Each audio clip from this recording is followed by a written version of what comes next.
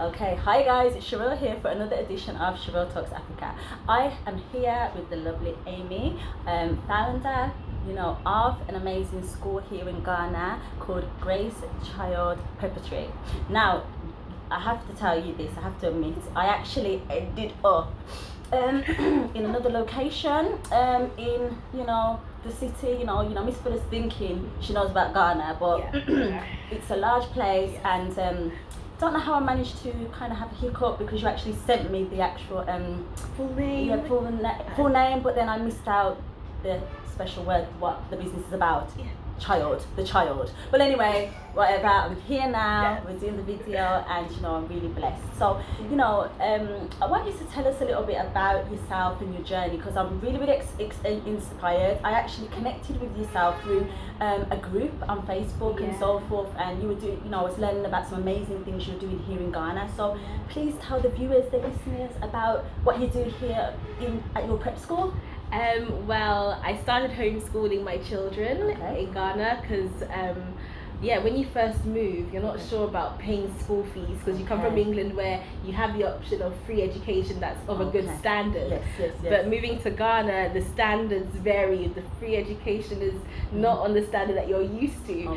So what you do have to pay for, you're like, I don't know if I'm ready for that yet. So I said, you know what, let me start. My kids were young. My youngest was 2 years old and Imani was about 3 years old. So I thought, okay, you know what, let's start homeschooling them. I'll get one teacher to help me and I'll print out the worksheets and all of that. I did that. So me and this other lady, we just started homeschooling with the kids, and my husband saw this little boy on the street picking up scraps in front of our yard, and he was like, alumi, and we're like, can you speak English? He's like, he wants to sell the metal. And I was like, oh. So my husband was like, go inside, go and learn with my kids, because he was about 6 years old. And he's like, why are you not in school? Go and learn. And then he came inside to learn, and his mother told the whole area, school waha, meaning there's a school here. I was like, mommy, no, there's no school here, it's just me and my children homeschooling. And then before you know it, people started knocking on the gates. So all the roadside sellers brought their children. They said that we heard there's a school here, because we're not far from the junction where they have a lot of sellers there. They said, oh yeah, we want to bring our children. How much is school fees? And I'm like, I don't know. so that the people can know. Okay, you said that you're by the junction and so forth. Yeah. Where are you located? So we're at North Legon, Atomic Junction, Medina side. So don't want you to go past the botanical gardens to the other junction. So yes, that's where we are. It's near another school called Presec.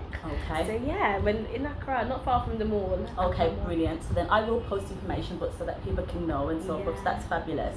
Okay, so you mentioned about your own children, and they've inspired you to get started and so forth. So the age group that you're focusing on here in your prep school, would you? It's from preschool, so from creche up until primary 6. Okay, brilliant. So I thought to lay a solid foundation for a child, let them learn. This is a time where they can experiment and learn a lot of things before they go into the adult world-ish.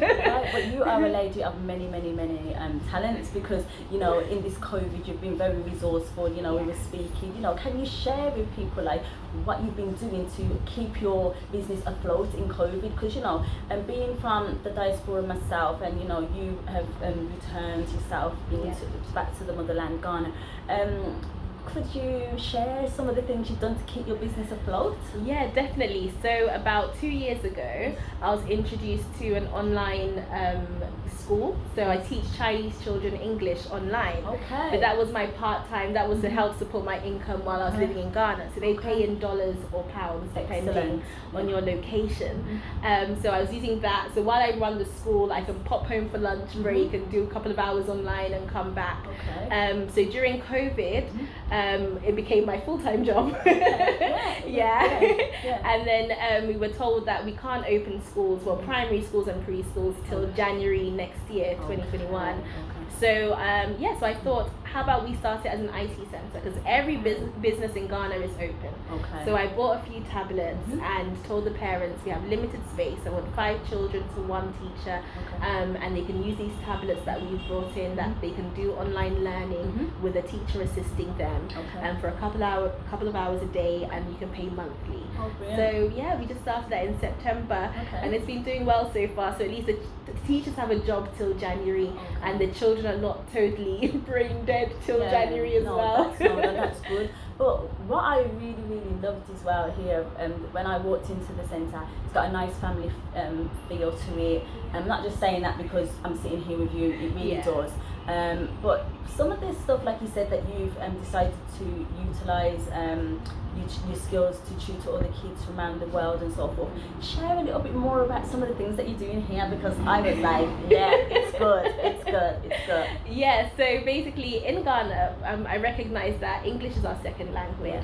So I'm really trying to train the teachers, get them to come on board with learning using a laptop, enhance their IT skills. Right now there are a lot of courses online that are free as well. So I've really pushed my teachers to do a lot of online training so they get better for when we reopen as well. I teach children in Afghanistan as well. Imagine it's Afghanistan, Ghana, talk about connecting the world. I do 2 hours a week. It's voluntary work. They're in an orphanage, so they would love to learn English from a native speaker. So I do that as well every twice a week.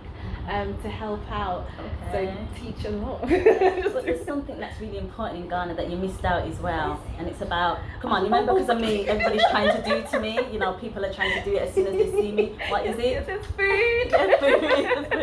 Food. Yes, my parents had this old container, and my husband came up with an idea, like, why don't we turn it into a restaurant? We can serve food from it, and in the front of our compound we have space, government space, that we can utilize. So yeah, let's do that. And then our head chef was doing amazing, so I told him, you know what, take control, serve food. He was trained by a Chinese chef actually, so his Chinese food is really good. I'm having the noodles and the grilled fish apparently. So apparently it's supposed to be nice. So we have that going on at the front, and it's very family friendly. So when parents, before they pick up their kids, they can have lunch as well before picking them up. We also have a music studio. Yes, that's the bit that I thought, got everything here. Kids not going to want to go home when it opens in January. At all, So when we came, before we came to Ghana, England had hit recession. And we were like, what can we do? And my husband plays the saxophone. So he was like, oh, how about we get into African music? But we could get like authentic African sounds from Africa, because in the UK it's UK Afrobeat. That's right. So, and I said we could only listen to Afrobeats at 12 midnight on Choice FM by DJ Abranti. We had to wait till 12 midnight to hear our music. So we thought, let's come home and produce from our own sounds, and then try and bridge that gap. So we started a studio, and it's still going strong. It's amazing. You saw it's quite busy in there. It's got like young people, you know, they look like young. They look probably around early 20s and so forth, and you know, funky, and you know, it had the good equipment in there. I know because my son does music. We do high spec equipment. I could say that. I could see, and it's all nice soundproofed. It was good, because even my son would like it. I think it's, you know, to check that out. Apparently, you can hire studio time as well. You can hire studio time. If you want to work on an album, we've got producers on hand. Excellent. Live musicians. So if you want to do a whole live album, that's possible as well. We've had a whole church bring their whole choir in there. So everybody's welcome. There's all enough age space. group, not just kids, it's to the wider community. Okay, so what would you say if somebody wanted to start their own school or childcare provision, or in Ghana, any tips, hints? And also, because you were saying about setting up your food business as well, any inside tips that you would give? Because you've been here now for, was it you saying about 7 years? 7 years and so forth, so a lot of experience. Yes. She knows it. Well, I would say just start. Just start. Actionpreneurship. In coming from England, we worry so much about our licenses, our documents, paying the right people, making sure everything is in tip-top shape. But we've learned just start, and they will come. Yeah. So the insurance people will come, the fire people will come, your tax people will come. So they just want to see you open. Okay. Once they see a signboard, it's like they monitor it every day. Once they see a signboard, they see a business in operation, the business operating license people will come, permit people come, SNIT will come. So just be ready for them, and when they come, they're very lenient and flexible. You just tell them, okay, I didn't know. Okay, what do I need to do? And they'll give you they'll tell you the protocol and follow it through. Okay. Yeah. So that's you've heard it here from Amie. She's saying to you, just get started. Okay. But say in relation to, I was speaking to you about like Ofsted and things like that. Yes. If people were thinking about starting, what could you say is different between the UK, say having a childcare business, and say being in Ghana? What would you say? Or set up a school? Here is more flexible. Okay, more flexible. Don't stress yourself out. Okay. Know that what you're doing, you have good intentions. Okay. So, and coming from the UK or coming from an educational background, you know what rules to follow and what systems to put in place. That's right. So do the best you can, and when the people come and give you information, you take it on board and take their phone numbers. Yes. No matter whoever you pay to, take their phone number and be like, I paid Auntie Mommy, and just call her up in front of the person asking for a receipt. Because the same office, they would have different departments, and each of them will come and say, different teams will say, you didn't pay to us, and be like, no, but I paid to this person. So you need someone to always back up what you've done. Get your receipts. And a phone number to call for reference. So that's a great point there. So in relation to, say, somebody wanting to start up, could you give any advice, like in terms of numbers and things? Because some people think, starting a school or starting, say, something in childcare, have you got any, is there any, like, would you say, because like you said to me, this used to be like a family. This is a home. When I came over to Ghana when I was 10 years old, so this is the family house I grew up in. So basically we just changed each bedroom at a time. And when parents would ask, how much is the school fees? I'll say, you know what, I'm paying one teacher. So if I have to hire more teachers, we'll just see what we can make up to pay that salary and see how as we go along. So I started as a foundation, but 2 years ago I opened it up to being a private school as well. So we're part foundation, part private school. So we have our funded children as well. So it's been a good balance. So with numbers, know your area. Location is important. You can think, I'm moving to Ghana, I'm going to charge $1,000. I've seen people charge $5,000. But if your area is not, if the community cannot pay in dollars, it's very important to know your area. I've seen people open schools in areas where their projected figures dropped right down. Then they were shocked. So really know your area, scout your area, get information, come here, move here for a month. I said we're coming for a month or 6 months and see what happens. See what the needs are. What I love about Africa is it's virgin land. My dad always says, whatever you want to do can be done. That's right. Even if it's been done before, because we're coming with a different mindset, we can do it better. We can add extra spice to it. We can improve on what's been done. That's right. So that's all fabulous, like you say, incorporating everything in. But what could you say has been your number one learning curve, as in like leaving the UK and setting up a business in the motherland, Ghana specifically? I would say there'll probably be many. Well, if it's not just one, a couple, then even if you, because you might have more than one. I would say learn a lot of patience. In England we work with efficiency.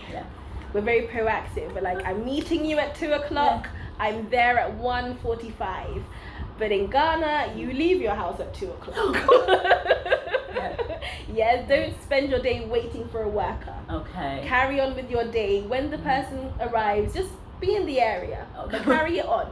But when the person arrives, say, okay, now I'm coming. If you staying at home and waiting for your plumber, you may be there for a year. So how have you found that with like staff then and things like that then? How have you managed to implement that coming from England and expectations and culture and so forth? That's a good point there. I found a way to balance. I've told my staff I'm different. I've had Love to it. say it. I can't be hard, but don't walk all over me, because then that side will come out. Yeah. But this is how I want to relate to you, because this is what I want. I want this to be a family. I've set down what I want, and I've told them, if you can't, I'm not chaining you to a chair. You can go. But this is the kind of environment I want, a family friendly environment. Right. I always say to them, don't suffer in silence. Say what's on your mind. Right. So I have one staff member who's always in my office. Well, that's the open door policy. Yes. Always come and tell me I'm a problem solver. Yes. So I love you to bring the problems and let's solve it. No matter how hard and no matter how I might cringe and like be afraid, but let me know and we can see our way forward, you know, in solving it. So they've adapted. Yeah, you have some people who try and poison the well and poison the other staff members' minds. I'm like, hey, no. Then I bring them in individually and I say, this is your contract. This is your life. This is money you're earning for your family. Yeah. So don't let another staff member poison that well. Think of yourself, and I'm here in my office, you're always welcome, and you know me, I'm here for you. So sometimes they bring their family problems, and you know, sometimes you have to loan money a bit here and there to help them out with their rent, because you know in Ghana as well, people pay rent every 2 years. Rather than every month. So 2 years goes very quickly and they're like, oh auntie, I don't have rent money, me and my family will be kicked out, and I have to give them advance. So I've learned the word advance a lot. And then take it out of their salary bit by bit as well. So there are certain you know, strategies and stuff that you're not used to that you have to adapt. So just be patient and take it in bit by bit, and they'll learn. They'll grow. So I have people that have been with me for like 5 years. So that's good. So like in terms of that, like you said, running a business and things like that. So how does that run then? So in terms of like, do you do your own like accounts and things like that, or do you have family members to help you? Or so from me, I did marketing in uni. So I did a bit of business marketing and accounting from modules. So that's helped me. So basic maths. So I write everything down. Even if the day goes crazy, always make sure you do accounts for the day, because to remember for the day is easier than to remember for a week. But obviously as we've grown, I've been able to hire an admin who also helps me out, and I've taught her how to write the account, so she's been on point. Every day we check it up, and she makes sure to the last pesewa is accounted for. That's fabulous. So that's helpful. Good. But that's amazing. So, but you know, just on the last point before you go, you know, you're a mom of 3. You're a wife as well. You're, as you said, an auntie to many. How do you fit it all in? I don't. I try. I'm very routine. So my kids know bedtime. I'm not a mum after 7:30. Once they're in bed, it's me and my husband's time to wind down. You know, just relax, watch a movie. I have to put everything in structure, so I know during my day, I know what time I'm spending on each thing. Because I watched a documentary, or was a speech by Arnold Schwarzenegger, who said when he came to America, how he was able to learn English, go to acting classes, go to the gym and work out, and he just said, and it's coming to hours. Sorry. Are you okay? I'm a coffee people. Sorry. 3 meters. Oh no, shame. Yeah, where's my mask? There's a mask here as well. I'm so sorry. But you know what? One thing we do know, I don't have corona, because we. So I sorry. Just about I did the check. Sorry. Oh gosh, that is so embarrassing. Sorry, as you said, he was learning English. So he learned how from that speech. It taught me how to really break down each hour and each part of your day to whatever you want to achieve. So if I have time for school, I have time to teach online, I have time for the kids, I have time for my husband, you know, so all of that, and utilizing who you have, your team. That's right. As well. So I know when I was getting tired, Mum was like, you're cook in school. She hasn't got a job right now, there's corona, so let her come and cook for you at home. I was like, yeah Mum, that's great. So I was able to reduce salary because of the times, but she was able to come home and get a teacher to come home as well 3 times a week to help the kids with their studies. So just utilizing who you have around you. So that's good. And always ask for advice from people. So look, that's good. Like you say, don't be afraid to ask advice. Be organized, talk to people, have an open door policy, and actionpreneurship. So I've had the privilege of speaking to Amie here within her business. If you do want to connect with her, I'll put the information down below in terms of what she's doing here for her restaurant, her studio, her prep school, and maybe even her online services. You know, she's a lady of many hats, and you know, inspiring us all. Keep on you know, carrying the torch forward and the great work, and you know, I look forward to see what greatness you continue to love do. Meeting you. And you too. But anyway, thank you once again. Thank you and too. you know, don't forget to check her out, and don't forget to are you on Instagram as well? Yes, and, Instagram, Facebook. Could you say what your Instagram is as well, even though we'll put it below and so forth, yes, so that you can Mrs. Amie Adeleke. I don't really post much on Instagram. Okay. What about the school? Yes, the school's on Facebook. Okay. Grace Child Preparatory School, Okay. and also Grace Child Foundation for the foundation children as well. So make sure you like the page, you know what I mean, or go and have a look and see what's going on here. Yeah. Okay then. Thank you so much again, Thank and you too. we will connect. Okay.